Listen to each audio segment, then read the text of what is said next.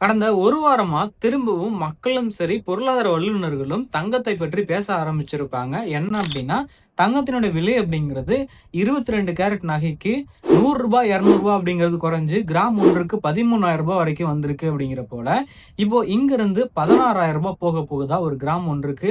இல்ல ரூ. 10,000க்கு இறங்க போகுதா அப்படிங்கிறது தான் நம்ம பார்க்க போறோம். ஹாய் நான் அன்பு. இந்த ஒரு வீடியோல தங்கத்தினுடைய விலை அப்படிங்கிறது ஏறப்போகுதா? இல்ல இறங்க போகுதா? இதற்கப்புறம் மிக முக்கியமா இப்போ போர் வந்ததா இருக்கட்டும், இல்ல ட்ரம்ப் வந்ததா இருக்கட்டும், அமெரிக்க அதிபரா, இது போன்ற மிக முக்கியமான விஷயங்கள் தான் தங்கத்தினுடைய விலை அப்படிங்கிறது ஏற்றத்துக்கு காரணம் அப்படிங்கிறத நம்ம நெனச்சுக்கிட்டு இருப்போம். ஆனா அது கம்ப்ளீட்டா கிடையவே கிடையாது. அதற்கு காரணம் என்ன அப்படிங்கிறத நான் வீடியோ எண்ட்ல சொல்லியிருக்கேன். வீடியோ எண்ட்ல கண்டிப்பா பார்த்து தெரிஞ்சுக்கோங்க. ஸோ இப்ப மிக முக்கியமா தங்கத்தை பற்றி பார்த்தீங்கன்னா வந்து ஒரு பெரிய சூழ்ச்சி அப்படிங்கிறதே நடந்துகிட்டு இருக்கு.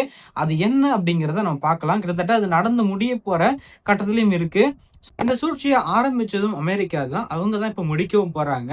அவங்க சைட்ல இருந்து பார்க்கும்போது, நம்ம ஒரு தனி நபரா பார்க்கும்போதும், இந்த சூழ்ச்சி அப்படிங்கிறத அவங்க சரியா தான் செஞ்சிருக்காங்க. அது சூழ்ச்சியே கிடையாது. ஆனா நம்ம இந்த வீடியோவுக்கு பார்க்கும்போது ஒரு சூழ்ச்சியா எடுத்துக்கலாம். அப்பதான் உங்களுக்கு தெளிவான விளக்கம் அப்படிங்கிறது கிடைக்கும். இப்போ இதனுடைய ஆரம்பம்னு பார்த்தோம்னா, ரஷ்ய, உக்ரைன் போர்லேருந்து ஆரம்பிக்குது. இப்போ 2022ல இவங்க 2 பேருக்கும் தீவிரமான போர் அப்படிங்கிறது ஆரம்பிக்குது. அதாவது நாட்டாமையான அமெரிக்கா என்ன பண்றாங்க அப்படின்னா, நாங்க உக்ரைனுக்கு உதவுறோம் அப்படிங்கிற போல சொல்றாங்க. இப்போ இதன் மூலம் அமெரிக்கா ரஷ்யாவுக்கு பல பொருளாதார தடைகள் அப்படிங்கிறது போடுறாங்க. இது இல்லாம இன்னொரு சின்ன லாக்கும் பார்த்தீங்கன்னா வந்து ரஷ்யா ஆகிடுது. அது எப்படி அப்படின்னா, ரஷ்யாவோட மத்திய வங்கி பார்த்தீங்கன்னா வந்து வெளிநாடுகள்ல வெளிநாட்டு பணமாவே பார்த்தீங்கன்னா வந்து $300 பில்லியன் மேல ஒரு மிகப்பெரிய பணம் இல்லையா அது. இத வச்சிருக்காங்க. அதாவது எந்த வெளிநாடுகள்னு பார்த்தோம்னா, அமெரிக்கா மற்றும் ஐரோப்பிய நாடுகள் தான். ஸோ இப்போ இவங்க கிட்ட மொத்தமா $300 பில்லியன் அப்படிங்கிறது இருக்கு இல்லையா? இத வந்து அப்படியே அமெரிக்கா முடக்கி வச்சுடுறாங்க. அப்ப அமெரிக்க அதிபரா இருந்த ஜோ பைடன் காலத்துல தான் இது நடைபெறுது.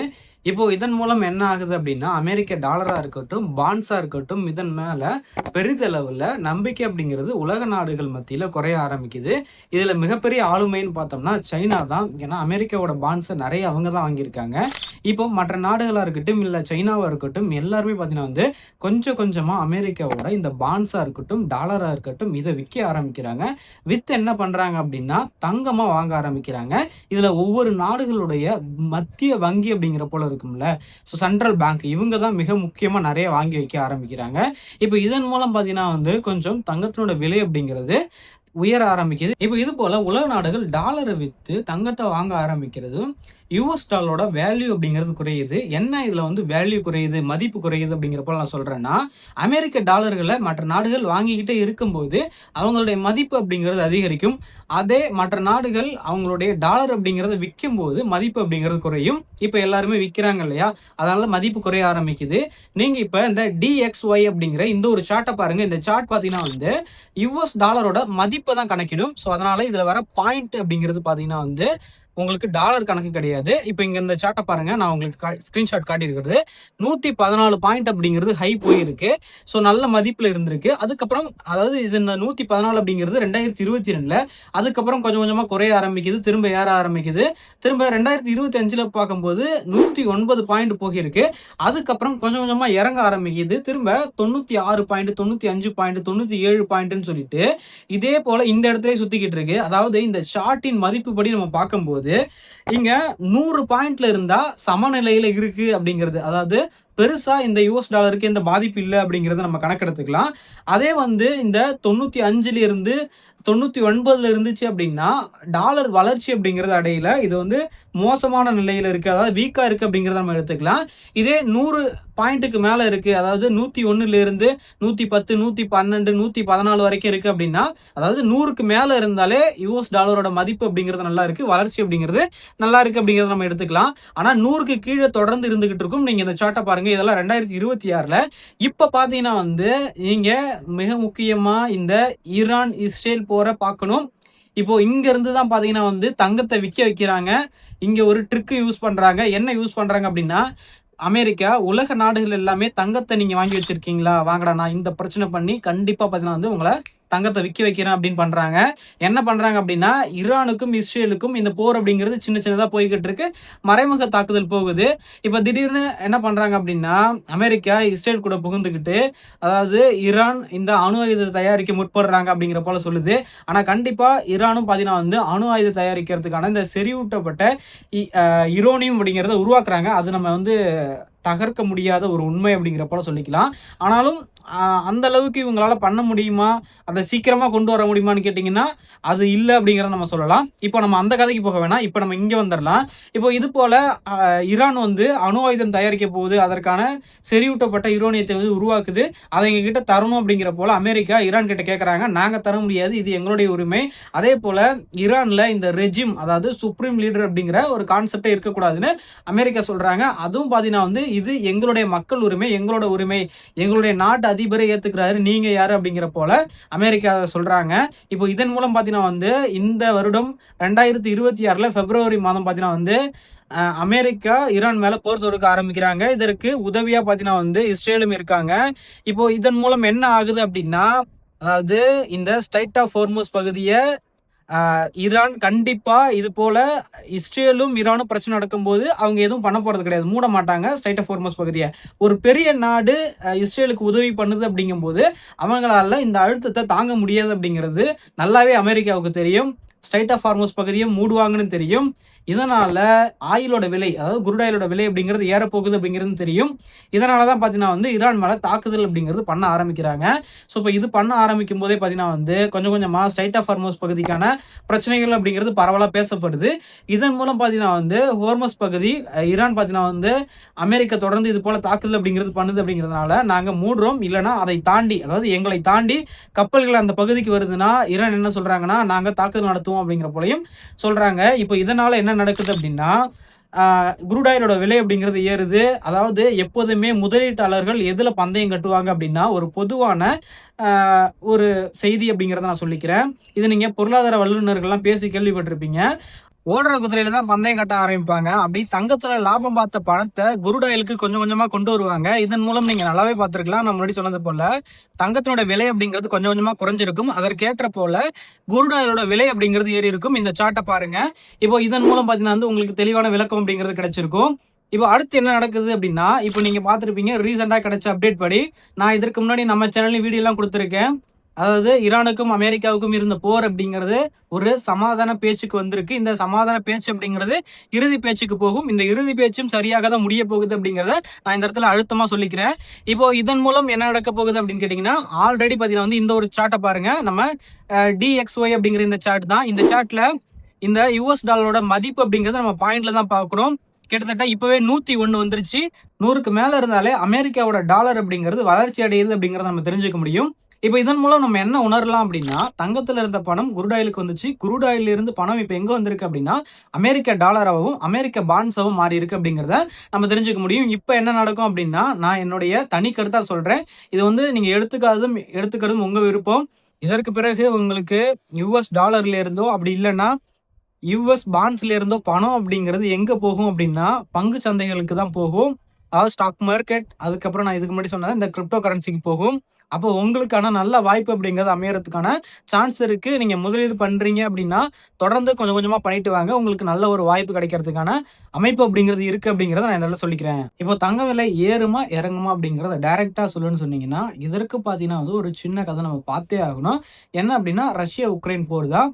ஏன்னா, இப்போ ஈரானுக்கும் அமெரிக்காவுக்கும் போர் முடிந்தாலும், ரஷ்யா, உக்ரைன் போர் அப்படிங்கிறது முடியணும். இது முடிய போகுதா? முடிய போற நிலையில இருக்கான்னு கேட்டீங்கன்னா, கண்டிப்பா இவங்களுடைய அமைதி பேச்சுவார்த்தை அப்படிங்கிறது ரஷ்யாவுக்கும், உக்ரைனுக்கும் சீக்கிரமாவே வரப்போகுது. இதனால ஒரு மிகப்பெரிய நன்மை அப்படிங்கிறது நடக்கும். என்ன நன்மை அப்படின்னு கேட்டோம்னா, ரஷ்யாவுக்கும், அமெரிக்காவுக்கும் நல்ல உறவு அப்படிங்கிறது ஏற்படும். இதனால பார்த்தீங்கன்னா வந்து அமெரிக்கா முடக்கி வச்சிருக்க இந்த ரஷ்ய டாலர பார்த்தீங்கன்னா வந்து அவங்களுக்கு தருவாங்க. இதன் மூலம் பார்த்தீங்கன்னா வந்து ரஷ்யா பார்த்தீங்கன்னா வந்து திரும்ப பார்த்தீங்கன்னா வந்து அமெரிக்காவுல முதலீடு பண்றதுக்கான வாய்ப்பு இருக்கு. இன்னும் ஐரோப்பிய நாடுகள் கூடயும் பார்த்தீங்கன்னா வந்து ரஷ்யா டாலர வச்சு வர்த்தகம் பண்ண ஆரம்பிப்பாங்க. இதன் மூலம் பார்த்தீங்கன்னா வந்து அமெரிக்காவுக்கு மென்மேலும் பார்த்தீங்கன்னா வந்து வளர்ச்சி அப்படிங்கிறது ஏற்பட்டுக்கிட்டே இருக்கும். இப்போ ரஷ்யா மற்றும் அமெரிக்க டாலர் வச்சு வர்த்தகம் பண்ண ஆரம்பிச்சாங்க அப்படின்னா, நம்ம இந்த 101 பாயிண்ட் அப்படிங்கிறத பார்த்தோம் இல்லையா? இது 110க்கு மேல போகறதுக்கான வாய்ப்பு இருக்கு. இப்ப இதனால பார்த்தீங்கன்னா வந்து அமெரிக்காவுக்கு நன்மை தான் நடக்க போகுது. ஆனால் இருந்தாலுமே பார்த்தீங்கன்னா வந்து ஏன் இவங்க உக்ரைனுக்கு சப்போர்ட் பண்ணிக்கிட்டு இந்த அளவுக்கு இவங்களுடைய வளர்ச்சி அப்படிங்கிறத இழக்கணும்னு கேட்டீங்கன்னா, அது அந்தந்த டைம்ல இருக்கக்கூடிய அதிபர பொறுத்து இருக்கு அப்படிங்கிறதையும் நம்ம தெரிஞ்சுக்கணும். இப்போ அடுத்து நம்ம இந்தியாவுக்கும் நன்மை நடக்க வாய்ப்புகள் அதிகமா இருக்கு. ஏன் அப்படின்னா, அமெரிக்காவுக்கு ஒரு நாட்டு கூட பிரச்சனை இருக்கு அப்படின்னா, அவன் அந்த நாட்டுல நீங்க வர்த்தகம் பண்ணக்கூடாதுன்னு சொன்னா, நம்ம வர்த்தகம் பண்ணக்கூடாது. அத தாண்டி நம்ம ரஷ்யா கிட்ட ஆயில் வாங்கிக்கிட்டு இருந்தோம் இல்லையா? அதனால தான் நமக்கு ஏகப்பட்ட பிரச்சனைகள் அப்படிங்கிறது டாக்ஸ்ல இருந்து இதெல்லாம் குடுத்துக்கிட்டு இருந்தாப்புல ட்ரம்ப்பு. இப்போ அவங்க 2 பேருமே ஒண்ணு சேர்ந்ததுக்கப்புறம் பார்த்தீங்கன்னா நமக்கு பெரிய பிரச்சனைகள் அப்படிங்கிறது இருக்காது. நம்ம பார்த்தீங்கன்னா அமெரிக்காவுக்கு நல்ல ஏற்றுமதி அப்படிங்கிறது பண்ண முடியும். இதனால அவங்களுடைய பணத்த நம்ம சேமிக்க முடியும். இதன் மூலம் என்ன நடக்கும் அப்படின்னா, அமெரிக்க டாலருக்கு எதிரான நம்மளுடைய இந்தியன் ரூபி மதிப்பு பார்த்தீங்கன்னா ஆல்ரெடி ரூ. 95 ரூ. 96 வரைக்கும் போனது. இப்ப ரூ. 94.4 இருக்கு. இது இன்னும் பார்த்தீங்கன்னா குறைஞ்சு கிட்டத்தட்ட ரூ. 87லிருந்து ரூ. 92க்குள்ள நிக்கிறதுக்கான வாய்ப்பு இருக்கு. இந்த அளவுக்கு வந்துச்சு அப்படின்னா, இன்னும் பார்த்தீங்கன்னா தங்கத்தினோட விலை அப்படிங்கிறது குறையும். இது எப்படி குறையும் அப்படின்னா, அதாவது தங்கத்த நம்ம வெளியில இருந்து தான் அதிகமா வாங்குறோம் இல்லையா? வெளிநாடுகள்ல இருந்து பெரிய நிறுவனங்கள் வாங்கி நமக்கு நகைகளா செஞ்சு குடுக்குறாங்க. அத நம்ம வாங்குறோம். அப்ப அவங்களே பார்த்தீங்கன்னா டாலர் கம்மியான ரேட்ல குடுத்து வாங்கும்போது, ஸோ அவங்களுக்கும் கம்மியா கிடைக்குது இல்லையா? அதனால கடைகள்லயும் பார்த்தீங்கன்னா விலை அப்படிங்கிறது குறையும் அப்படிங்கிறத நம்ம சொல்லிக்கலாம். இது பொதுவாவே பார்த்தீங்கன்னா இந்தியாவுல தங்கத்தினோட விலை அப்படிங்கிறத குறைக்கும். இதுதான் பார்த்தீங்கன்னா தங்கத்தினோட விலை குறையறதுக்கான 2வது வாய்ப்பு. இப்போ உங்களுக்கு நல்லாவே புரியும்னு நெனைக்கிறேன். அமெரிக்கா தவறு பண்ணியிருக்கு. அந்த தவற ஒரு போரின் மூலியமா சரி பண்ணியிருக்கு.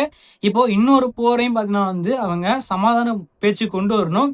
ஆனா ரஷ்யா, உக்ரைன் வார் தான் அது. அதுவே பார்த்தீங்கன்னா இப்ப நாங்க அமைதி பேச்சுவார்த்தைக்கு வர ரெடியா இருக்கோம் அப்படிங்கிற போல அவங்க 2 பேருக்குள்ளேயும் பார்த்தீங்கன்னா பேச்சுவார்த்தைகள் அப்படிங்கிறது போறதுக்கான முன்னேற்றம் அப்படிங்கிறது நடந்துகிட்டு இருக்கு.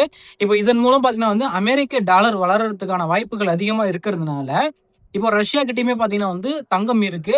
அவங்களுமே பார்த்தீங்கன்னா பாதுகாப்பா இருக்கிறதுக்காக தங்கத்த வாங்கி வச்சிருந்தாங்க. இப்ப அவங்களுமே பார்த்தீங்கன்னா கொஞ்சம் விக்கிறதுக்கான வாய்ப்புகள் இருக்கு.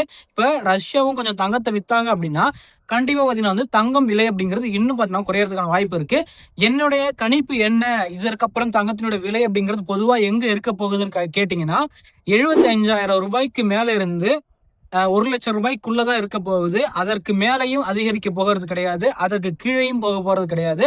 இதுதான் உறுதியானது. கண்டிப்பா பார்த்தீங்கன்னா ஒரு பவுனு அதாவது நம்ம எடுக்க போறோம் கடைக்கு அப்படின்னா, நீங்க குறைஞ்சபட்சம் ஒரு ரூ. 90,000 அப்படிங்கிறத கருத்துல வச்சுக்கோங்க. இதற்கப்புறம் வரக்கூடிய காலங்கள்ல. ஏன்னா, தங்கம் அதனுடைய உச்சத்த தொட்டிருக்கு. அதாவது ஒரு குறிப்பிட்ட விலையில் இருந்துச்சு. கிட்டத்தட்ட நம்மளுடைய இந்தியன் ரூபாய் படி நம்ம பார்ப்போம். ரூ. 63,000 ரூ. 65,000 இருந்துச்சு. அங்கருந்து கிட்டத்தட்ட ரூ. 1,20,000 மேல போய் இப்ப இறங்கியிருக்கு. கண்டிப்பா இன்னும் கொஞ்சம் இறங்கும். அப்படி இறங்கும்போது அது ரொம்பவும் இறங்குமான்னு கேட்டா கிடையாது. தங்கத்தினுடைய மதிப்பு அப்படிங்கிறது குறைந்தால் நம்ம திரும்ப 65,000, 50,000, 40,000த்துல பார்க்கறதுக்கான வாய்ப்புகள் இருக்கு.